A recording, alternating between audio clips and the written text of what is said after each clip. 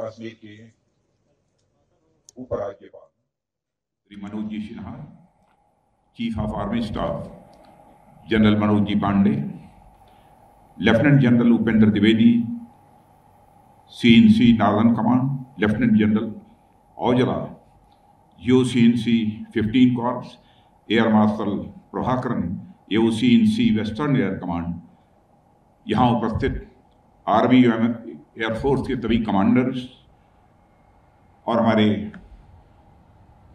जिन्होंने कि जम्मू कश्मीर को बचाने में शहादत दी है, अपना सर्वस्व न्यौछावर किया है, उनके नज़दीकी परिवारजन, अन्य सारे वरिष्ठ अधिकारीगण, 1947 युद्ध में हिस्सा रहे मेरे बहादुर सैनिकों के सभी सम्मानित परिजन, मीडिया के मित्रों, देवियों व सज्जनों, मित्रों, यह हम सभी के लिए एक हर्ष का विषय है कि भारतीय सेना द्वारा आज शौर्य दिवस का आयोजन किया जा रहा है।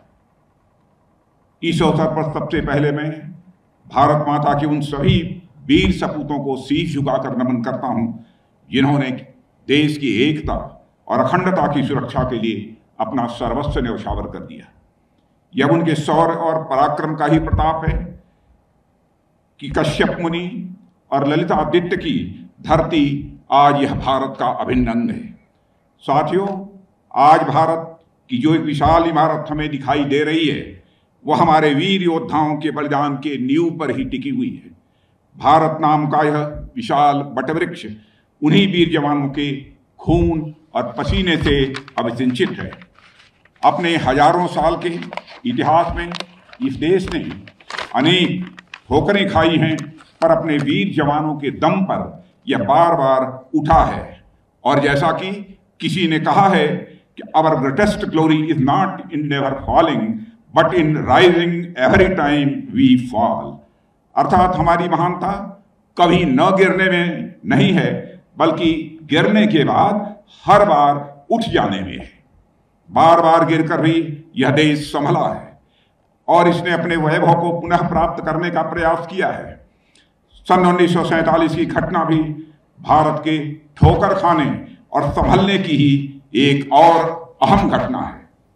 मेरे साथियों, 1947 में भारत और पाकिस्तान के बीच जो विभाजन की कथा लिखी गई, इस कथा की रक्तिम स्याही अभी सूखी भी नहीं थी कि पाकिस्तान द्वारा विश्वासघात की एक नई पटकथा लिखी जानी शुरू हो गई थी। विभाजन के कुछ ही दिनों के भीतर पाकिस्तान का जो चरित्र सामने आया, उसकी कभी कल्पना भी नहीं की गई। नए जन्मे पाकिस्तान के पांव पालने में ही दिखाई देने लग गए थे। भारत में जम्मू और कश्मीर के विलय को लेकर विचार विमर्श चल ही रहा था कि 22 अक्टूबर 1947 को पाकिस्तान ने जम्मू और कश्मीर पर हमला बोल दिया। बताते हैं कि उत्तर पश्चिम सीमा प्रांत से बड़ी संख्या में कबायली अचानक से जम्मू और कश्मीर में घुस आए, जैसा कि हमने ऑडियो विजुअल डिस्प्ले में देखा है। और उनके शरीर पर सेना की वर्दी भले ही नहीं थी, लेकिन हाथों में बंदूकें, मशीन गनें, मोर्टार और लड़ाई के भी अन्य सामान थे। पहले हमला सीमांत स्थित नगरों दोमल और मुजफ्फराबाद पर हुआ।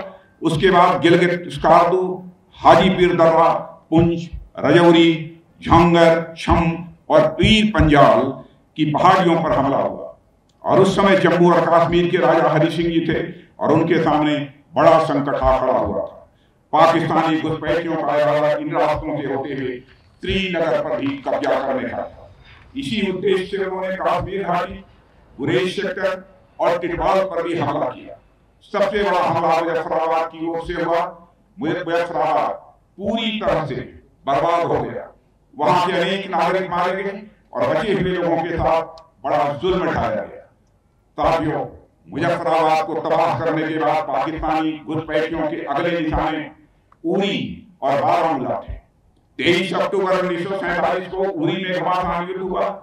हमलावरों को रोकना जरूरी था। इसके लिए ब्रिगेडियर राजेंद्र सिंह अपने दल के साथ लगे।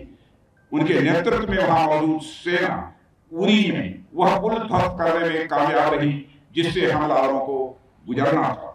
हमलावर तो आगे नहीं बढ़ पाए, पर ब्रिगेडियर राजेंद्र सिंह ने इस अभियान में अपना सर्वस्व बलिदान कर दिया, जिसे आपने जो डिस्प्ले आपके सामने हुआ है उसे प्रत्यक्ष देखा है। साथियों, कश्मीर के महाराजा हरि सिंह जी इस हमले से पूरी तरह से स्तब्ध थे और उन्हें सहायता की आवश्यकता थी। उन्होंने भारत से सैन्य सहायता की अपील की और 26 अक्टूबर 1947 को उन्होंने इंस्ट्रूमेंट ऑफ एक्सेशन पर साइन किए। अगले दिन यानी 27 अक्टूबर 1947 को भारतीय सेना देश के मान, सम्मान और स्वाभिमान की रक्षा के लिए हवाई और सड़क मार्ग से बड़गाम पहुंच गई। अनेक विपरीत परिस्थितियों में भी अपना हौसला बनाए रखते हुए हमारी सेना एक एक करके दुश्मनों का वह निपटारा कर रही है। उनके शौर्य और के सामने दुश्मनों की एक एक चालें निस्ताबूद हो रही थी।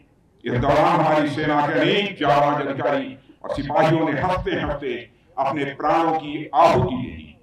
कर्नल दीवान रंजीत राय जैसे अफसर जो एक सिख बटालियन का नेतृत्व कर रहे थे, वे बारामूला और पट्टन शहरों को बचाने के क्रम में अपना जीवन बलिदान कर दिया। दूसरी ओर पाकिस्तानी हमलावर श्रीनगर की वायुसेना की पट्टी की ओर तेजी से बढ़ रहे थे। उन हमलावरों को 4 कुमाऊं रेजिमेंट के मेजर सोमनाथ शर्मा के नेतृत्व वाली एक कंपनी ने रोका। मेजर शर्मा के हाथ में प्लास्टर बना हुआ था। वह चाहते थे उसकी जिम्मेदारी किसी और को दे सकते थे, लेकिन जो पहले ही तन मन से भारत माता की सेवा में समर्पित हो गया हो, उसके सामने ये सब परेशानियां भला क्या मायने रखेंगी। अपना एक हाथ जख्मी होने के बावजूद वह अपनी पूरी टीम का हौसला बढ़ा रहे थे। अपने बंदूक की अंतिम गोली और अंतिम सांस तक वह दुश्मनों का मुकाबला करते रहे और अंततः वे श्रीनगर एयरफील्ड को बचाने में सफल रहे। साथियों, मेजर शर्मा ने इस अभियान में अपना सब कुछ कुर्बान कर दिया, पर उनकी स्मृति आज भी न केवल हमारी सेनाओं बल्कि देश के नौजवानों में देशभक्ति का ज्वार भर देती है।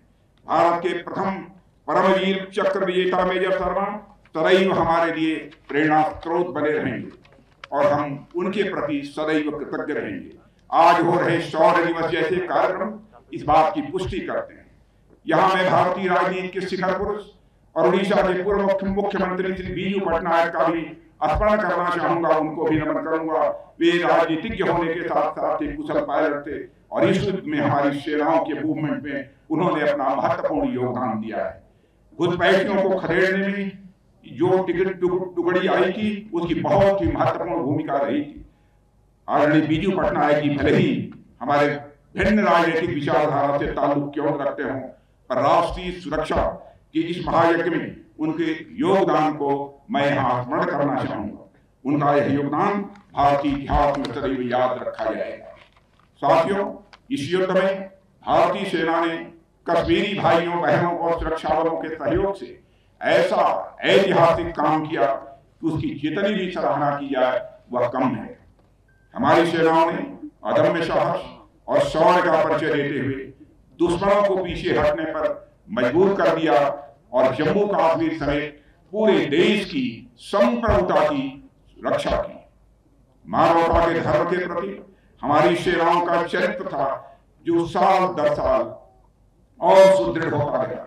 आग में तप तप कर सोना जैसे दिन ब दिन निखरता जाता है, वैसे ही हमारी सेनाएं पिछले 75 सालों में तप तप कर निखरी हैं और उनको पहली तपिश 1947 में ही मिली थी, जिसकी रोशनी में उन्होंने अपने गौरवशाली इतिहास का पहला अध्याय लिखा है।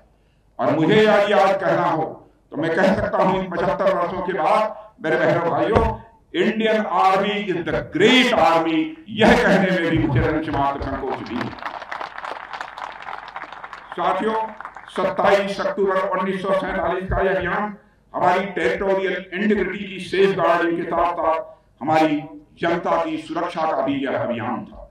यह आजाद भारत को लेकर यहाँ की जनता के सपनों, आशाओं और आकांक्षाओं को प्रोटेक्ट करने का भी यह एक अभियान था। इसके लिए हमारी सेनाओं को केसर की क्यारियों में खून की होली खेलनी पड़ी थी। अभी 3 दिन पहले ही हमने दिवाली मनाई है और आज हम शौर्य दिवस मना रहे हैं। 1947 में भी यह दोनों इवेंट्स यानी पाकिस्तानियों का हमला और दिवाली आस पास ही रहे होंगे, ऐसा मैं समझता हूं। ऐसे में यह शौर्य दिवस हमें उस गीत की याद दिलाता है जिसे कवि प्रदीप ने लिखा था और सुर सामग्री लता मंगेशकर ने भावपूर्ण ढंग से उसे गाया भी था। वह गीत है, जब देश में थी दिवाली वे खेल रहे थे होली, जब हम बैठे थे घरों में वे झेल रहे थे होली, थे धन्य जवान अपने, थी धन्य उनकी जवानी, जो शहीद हुए हैं उनकी जरा याद करो कुर्बानी। आज का यह शौर्य दिवस उन वीर सेनानियों की कुर्बानियों और बलिदानों को ही याद करने का यह दिवस है मेरे साथियों। आज का यह दिवस उनके त्याग और समर्पण को हृदय से नमन करने का दिवस है। साथियों, कश्मीर राज कवि कल्हड़ की जन्म और कर्मभूमि रही है। आप लोगों को जानकारी होगी, राज तरंगिणी महाकवि कल्हड़ की एक प्रसिद्ध रचना है जिसमें उन्होंने कश्मीरी राजाओं के इतिहास के बारे में बहुत विस्तार पूर्वक लिखा है। इसमें वह कश्मीर के बारे में जो लिखते हैं, काश्मीरा पार्वती तत्र राजा घेर शिवांतयः, यानी कश्मीर की भूमि साक्षात यह पार्वती जी हैं और यहाँ के राजा शिव के अंश हैं। मां पार्वती वात्सल्य और जगत की रक्षक शक्ति का प्रतीक है और भगवान शिव कल्याण करता है। इस तरह कश्मीर अपने आप में लोक मंगल का एक पर्याय है। बड़ी उपयुक्त व्याख्या की थी कल्हड़ ने कश्मीर की, पर आजादी के बाद से ही धरती का स्वर्ग कहा जाने वाला यह प्रदेश कुछ स्वार्थों राजनीति की भेंट चढ़ गया और एक सामान्य जीवन जीने के लिए तरस गया था। इसी स्वार्थपूर्ण राजनीति के चलते पूरे प्रांत को लंबे समय तक अंधेरे में रख दिया गया। देश का एक अभिन्न अंग होने के बाद भी जम्मू कश्मीर के साथ भेदभावपूर्ण व्यवहार किया जाता है। एक ही राष्ट्र में दो विधान, दो निशान और दो प्रधान कार्य कर रहे थे। भारत सरकार की अनेक कल्याणकारी योजनाएं दिल्ली से चलती थी, पर पंजाब और हिमाचल की सीमा तक आते आते रुक जाती थी। जम्मू और कश्मीर में उनका प्रवेश वर्जित था। कश्मीर को सो कॉल्ड स्पेशल स्टेटस का दर्जा देकर स्पेशल तो दूर, इससे बेसिक चीजों का भी अधिकार छीन लिया गया था। साथियों, इस इलाके में स्थिति आज शंकराचार्य के मंदिर में दर्शन करने दूर दूर से लोग आते हैं। यदि आज शंकराचार्य जी संपूर्ण भारत को सांस्कृतिक एकता के सूत्र में पिरोने वाले यह महापुरुष थे, वह राष्ट्र की एकता के प्रतीक थे। यहाँ पर उनके नाम पर मंदिर होना भी राष्ट्र की सांस्कृतिक एकता का एक बड़ा प्रतीक है। पर विडंबना देखिए, जहां पर भारत की एकता के सूत्र में पिरोने वाले आज शंकराचार्य के नाम पर मंदिर स्थित है, उस इलाके को ही बाकी भारत से भिन्न देखा और समझा जाने लगा। साथियों, इस स्थिति का फायदा आतंक के व्यापारियों ने खूब उठाया। कश्मीरियत के नाम पर आतंकवाद का जो तांडव इस प्रदेश ने देखा है, उसका कोई वर्णन नहीं किया जा सकता है। अनगणित जाने गई, अनगणित घर उजड़ गए, धर्म के नाम पर कितना खून बहाया गया उसका कोई हिसाब नहीं। आतंकवाद को प्रायः कई लोगों ने मजहब से जोड़ने की कोशिश की, पर क्या आतंकवाद के शिकार एक मजहब तक ही सीमित रहे? आतंकी कुकृत्य क्या यह देखकर किया जाता है कि सामने हिंदू है या कोई मुसलमान? आतंकी तो बस हिंदुस्तान को टारगेट करके अपने मंसूबों को अंजाम देना जानते हैं। इसलिए आतंकवाद से कोई भी प्रभावित होता है तो मजहब और पंथ कोई भी हो, वह पहले हिंदुस्तानी होता है और उससे भी पहले वह एक इंसान होता है। और इंसान के मूलभूत अधिकारों का हनन किसी भी सूरत में एक आदर्श समाज के लिए मेरे बहनों भाइयों यह एक्सेप्टेबल नहीं है। साथियों, मानवाधिकारों की जहां तक बात है, पिछले कुछ वर्षों में कश्मीर के संदर्भ में एक दुर्भाग्यपूर्ण स्थिति देखने को मिली है। इस इलाके में जनता की सुरक्षा सुनिश्चित करने के लिए सेना या राज्य के सुरक्षा बलों द्वारा आतंकियों और उनके सहयोगियों पर जब कोई कार्रवाई की गई है तो देश के कुछ सो कॉल्ड इंटेलेक्चुअल्स को उस कार्रवाई में आतंकियों के मानवाधिकारों का उल्लंघन नजर आया है। यह कैसी विडंबना है? उन्हें मानवाधिकारों की चिंता दिखाई देती है, भारत जैसे देश में लोगों के अंदर यह चिंता स्वाभाविक है और होनी भी चाहिए। इस देश की संस्कृति में मानव तो मानव, पेड़ पौधे, पशु पक्षियों तक के कल्याण की चिंता का भाव है। ऐसे में मानवाधिकारों की चिंता यह स्वाभाविक है। पर मुझे ताज्जुब होता है कि उन्हीं आतंकियों द्वारा जब हमारी सेनाओं पर हमला होता है, सुरक्षा बलों पर हमला होता है या आम जनता पर हमला होता है और निर्ममता के साथ उनसे पेश आया जाता है, तब आखिर मानवाधिकारों की चिंता यह कहां चली जाती है। वही सो कॉल्ड इंटेलेक्चुअल्स तब मुंह बांध कर बैठ जाते हैं, मानो आम जनता और सुरक्षा बलों के खिलाफ हो रहे कुकृत्यों के पीछे उनकी मौन सहमति हो। और मैं समझता हूं जम्मू कश्मीर में जो स्थिति बन गई थी, उसके पीछे ऐसे लोगों की चुप्पी एक बहुत बड़ा कारण थी। सबसे दुखद तो तब रहा जब कश्मीरी पंडितों को एथनिक क्लिंजिंग करके उन्हें घाटी से पलायन करने पर मजबूर किया गया। समाज का प्रबुद्ध वर्ग जब अन्याय के खिलाफ अपना मुंह बंद कर ले तो समाज के पतन में मेरे बहनों भाइयों देरी नहीं लगती है। जम्मू कश्मीर भी इसी राह पर चल निकला था, इसलिए इस इलाके में बदलाव और विकास के लिए एक बड़ा कदम उठाना जरूरी था। यहां मैं श्रद्धेय श्री श्यामा प्रसाद मुखर्जी का स्मरण करता हूं और उनकी पावन स्मृति को नमन करता हूं, जिन्होंने देश में इस व्यवस्था के खात्मे और एक अखंड भारत के निर्माण के लिए जम्मू कश्मीर के फुल इंटीग्रेशन के लिए 1952 में सत्याग्रह चलाया। श्री मुखर्जी के साथ ही मैं एक और नाम लेना चाहूंगा, जिन्होंने जम्मू कश्मीर के इंटीग्रेशन के लिए अपना पूरा जीवन ही समर्पित कर दिया। वह नाम कोई और नहीं बल्कि जम्मू और कश्मीर के पुत्र और प्रजा परिषद पार्टी के संस्थापक सदस्यों में से एक पंडित प्रेमनाथ जी डोगरा का। शेरे डुग्गर उपनाम से जाने वाले पंडित प्रेमनाथ जी डोगरा के कुशल नेतृत्व में चले आंदोलन से जम्मू कश्मीर में न्याय और समानता की नींव पड़ी। साथियों, जम्मू कश्मीर के विकास का इतिहास उठाकर देखा जाए तो उसमें डोगरा समुदाय की बड़ी अहम भूमिका दिखाई देगी। महाराजा गुलाब सिंह जी से लेकर महाराजा हरि सिंह जी के नेतृत्व में डोगरा समुदाय के भाइयों और बहनों ने जम्मू कश्मीर में सामाजिक आर्थिक विकास की धारा बहाई। वही धारा आज भी इस इलाके को अभिसिंचित कर रही है। सैन्य शक्ति में भी डोगरा रेजिमेंट हमारी सेना के सबसे गौरवशाली रेजिमेंट में से एक है। लगभग 150 सालों के अपने गौरवपूर्ण इतिहास में जब जरूरत पड़ी, डोगरा रेजिमेंट के हमारे जवानों ने साहस, शौर्य और पराक्रम के साथ सदैव अपना उन्होंने परिचय दिया है। ऐसे में जम्मू कश्मीर आज अपने जिस पड़ाव पर है उसमें डोगरा समुदाय का योगदान अतुलनीय है, जो पंडित प्रेमनाथ डोगरा जैसे महापुरुषों के माध्यम से जम्मू कश्मीर को प्राप्त हुआ। पंडित डोगरा के ऐतिहासिक कार्यों के लिए उन्हें जम्मू कश्मीर का सरदार पटेल कहा जाए तो यह भी कहना अतिशयोक्तिपूर्ण नहीं हो। श्री मुखर्जी और पंडित डोगरा जैसे महापुरुषों ने मिलकर जिस सांस्कृतिक राष्ट्रवाद को आगे बढ़ाया वह एक विशाल दर्शन पर आधारित है, जो राष्ट्र को जमीन का टुकड़ा न मानकर उसे माता मानता है। माता भूमि पुत्रोहम पृथिव्या का जो संदेश हमारे ऋषियों और मनीषियों ने मेरे बहनों भाइयों दिया और हमारे आज भी वह हमारे लिए उतना ही प्रासंगिक है। और धरती अगर हमारी माँ है और हम सभी उसके संतानें हैं तो जम्मू कश्मीर की संतानें दिल्ली, उत्तर प्रदेश या फिर पंजाब, हरियाणा या महाराष्ट्र, असम, नागालैंड और तमिलनाडु की संतानों से भला अलग कैसे हो सकती थी।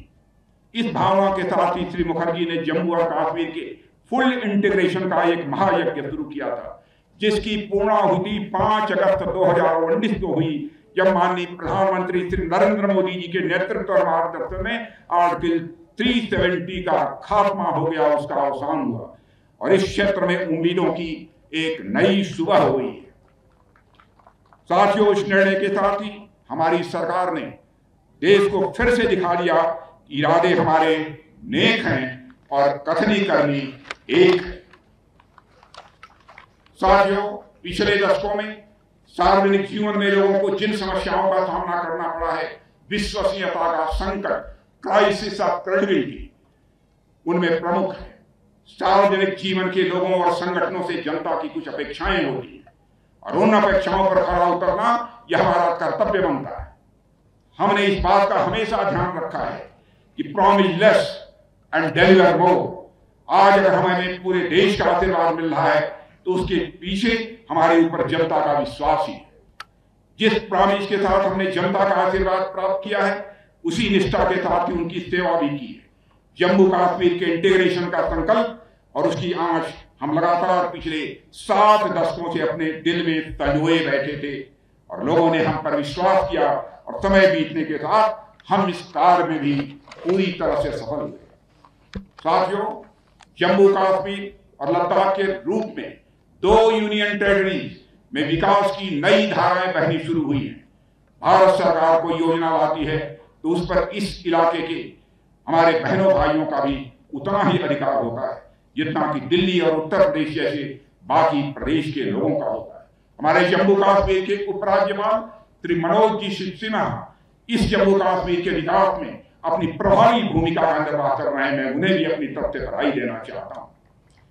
यहां मैं पाकिस्तान से यह सवाल जरूर पूछना चाहूंगा कि हमारे जिन इलाकों पर उसने अपना अनधिकृत कब्जा जमाया हुआ है वहां के लोगों को उसने कितने अधिकार दे रखे हैं। मानवाधिकार के नाम पर मगरमच्छ के आंसू बहाने वाला पाकिस्तान इन इलाकों के लोगों की कितनी चिंता करते हैं या आप भी जानते हैं और या हम भी जानते हैं।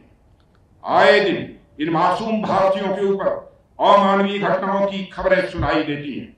इन अमानवीय घटनाओं के लिए पाकिस्तान पूरी तरह से जिम्मेदार है और यह मैं चर्चा कर रहा हूं तो पाक ऑक्युपाइड कश्मीर की मैं चर्चा कर रहा हूं। इतिहास गवाह है कि जिन जिन शासकों और राज्यों ने यहां तक कि जिन जिन लोगों ने जनता पर जुल्म किए हैं उन्हें आगे चलकर उसका भुगतान जरूर करना पड़ा है। पाकिस्तान भी पाक ऑक्युपाइड कश्मीर में आज जो अत्याचार का बबूल बो रहा है आने वाले समय में उसके सामने कांटे की ही फसल तैयार मिलेगी, यह मैं बताना चाहता हूं और अपने कृत्यों से वह आम के फल की अपेक्षा कभी नहीं कर सकता है। और मुझे पूरा विश्वास है कि आने वाले समय में पाकिस्तान को उसके जुल्मों का परिणाम जरूर मिलेगा, जरूर मिलेगा, जरूर मिलेगा, यह मैं विश्वास के साथ कह सकता हूं। साथियों, पाक ऑक्युपाइड कश्मीर की जनता का दर्द हमें भी सालता है। केवल पाक ऑक्युपाइड कश्मीर में रहने वाले लोगों को ही नहीं सालता है बल्कि पाक ऑक्युपाइड कश्मीर की जनता का दर्द हमें भी सालता है। साथियों, कश्मीर और लद्दाख का क्षेत्र आज सामान्य प्रदेशों से कहीं अधिक रफ्तार से प्रगति के रास्ते पर है। यह प्रदेश एक के बाद एक विकास की नई ऊंचाइयां छू रहा है। पर मैं यहां कहना चाहूंगा कि अभी तो हमने इस इलाके के डेवलपमेंट का आगाज भर किया है। अभी तो हमने उत्तर दिशा की ओर चलना प्रारंभ कर दिया है। हमारी यात्रा तो तब पूरी होगी जब हम 22 फरवरी 1949 को भारतीय संसद में सर्वसम्मत पारित हुए प्रस्ताव को अमल में लाएंगे और उसके अनुरूप हम अपने बाकी बचे हिस्से जैसे गिलगित और बाल्टिस्तान तक पहुंचेंगे। मेरे साथियों, आचार्य शंकर से लेकर सरदार वल्लभ भाई पटेल ने राष्ट्रीय एकता का जो सपना देखा था वह तब जाकर पूरा होगा। हमारी यात्रा तो तब पूरी होगी जब 1947 के रिफ्यूजीज को न्याय मिलेगा, जब उनके पूर्वजों की भूमि उन्हें ससम्मान वापस मिल सकेगी। मैं यहाँ की जनता और हमारी सेनाओं के पराक्रम के बल पर पूरा आश्वस्त हूं कि वह दिन दूर नहीं है जब हमारे ये सभी मैंडेट भी सफलतापूर्वक पूरे होंगे। साथियों, आज 27 अक्टूबर 1947 को हुए स्वतंत्र भारत के प्रथम सैन्य अभियान के ऐतिहासिक पल के स्मरण की पहल आप लोगों के द्वारा की गई है। इसके लिए मैं आप सबको तहे दिल हार्दिक बधाई देना चाहता हूं और अपने आर्मी के सारे अधिकारी और सारे जवानों को भी मैं विशेष रूप से मैं बधाई देना चाहता हूं। एक फेमस मुहावरा प्रॉवर्ब है, history is not Wars, history was not Wars, it is. यानी इतिहास केवल अतीत का ही नाम नहीं है बल्कि हमारे वर्तमान का भी एक महत्वपूर्ण अंग है। यह शौर्य दिवस हमें एक और अवसर देता है कि हम अपने वीरों के शौर्य और पराक्रम और राष्ट्र के प्रति उनके योगदान का स्मरण करें, तो दूसरी ओर हमें इस बात पर भी विचार करने के लिए प्रेरित करता है कि आजादी के 75 वर्षों बाद भी हमारा देश दुनिया के अग्रणी देशों में क्यों शामिल नहीं हो सका। इस देश ने दुनिया को अनेक बड़े साइंटिस्ट, इंजीनियर्स, मैथमेटिशियंस, आर्टिस्ट दिए हैं। इस देश में उद्योग और व्यापार की बहुत बड़ी पुरानी परंपरा रही है। आजादी के बाद भी इस देश में अनेक बड़े इंडस्ट्रियलिस्ट हुए हैं जिन्होंने देश ही नहीं बल्कि दुनिया में अपना बड़ा नाम कमाया है। टेक्नोलॉजी, एकेडमिक, बिजनेस, फाइनेंस और इस सेक्टर्स के हमारे प्रोफेशनल की ख्याति जग जाहिर है। उसके बाद भी ऐसा क्या है जो हमारे देश को आगे बढ़ने से रोकता है साथियों। लेकिन आज मैं कह सकता हूं हमारे प्रधानमंत्री श्री नरेंद्र मोदी जी के नेतृत्व में हमारा देश दुनिया में तेजी के साथ आगे बढ़ रहा है। अंतर्राष्ट्रीय जगत में भारत की प्रतिष्ठा बढ़ी है। पहले अंतर्राष्ट्रीय मंचों पर भारत कुछ बोलता था, उसकी बातों को दुनिया गंभीरतापूर्वक नहीं सुनती थी। लेकिन आज अंतर्राष्ट्रीय मंचों पर भारत कुछ बोलता है तो सारी दुनिया कान खोलकर सुनती है कि भारत बोल क्या रहा है। यह भारत की हैसियत है साथियों। मैं समझता हूं कि हमारा देश पिछले 75 सालों में कभी अपनी पूरी ताकत के साथ एकजुट होकर आगे नहीं बढ़ा, एक दूसरे का हाथ पकड़कर नहीं आगे बढ़ा। इसलिए इस देश में साइंटिस्ट जितना आगे बढ़े, इंजीनियर जितना आगे बढ़े, मैथमेटिशियंस जितना आगे बढ़े, आर्टिस्ट जितना आगे बढ़े, इंडस्ट्रियलिस्ट जितना आगे बढ़े, आईटी और मेडिकल प्रोफेशनल्स जितना आगे बढ़े, यह देश उतना आगे बढ़ता चला जाएगा। साथियों, आजादी के बाद जैसा कि मैंने पहले कहा, कुछ स्वार्थी तत्वों ने कश्मीरी समाज को अनेक हिस्सों में बांट दिया था। कश्मीरी समाज कश्मीरियत भूलकर हिंदू, मुसलमान, राजपूत, सिख में बंट गया था। उसका परिणाम क्या हुआ यह सब हम सभी के सामने। मैंने अभी इसका जिक्र किया, पर मुझे यह कहते हुए खुशी होती है कि पिछले कुछ वर्षों में कश्मीर की हो या देश की पूरी फिजा बदल गई है। मेरे बहनों भाई, लोगों में एकजुटता आई है और लोग एक दूसरे का हाथ पकड़कर आगे बढ़े। आज से 75 साल पहले 1947 में ठीक इसी समय महात्मा गांधी जी जम्मू कश्मीर में आए थे और यहाँ की स्थिति को देखते हुए कहा था, if anyone can save Kashmir, it is only the Muslims, the Kashmiri Pandit, the Rajputs and the Sikhs who can do so। यह महात्मा गांधी ने कहा था।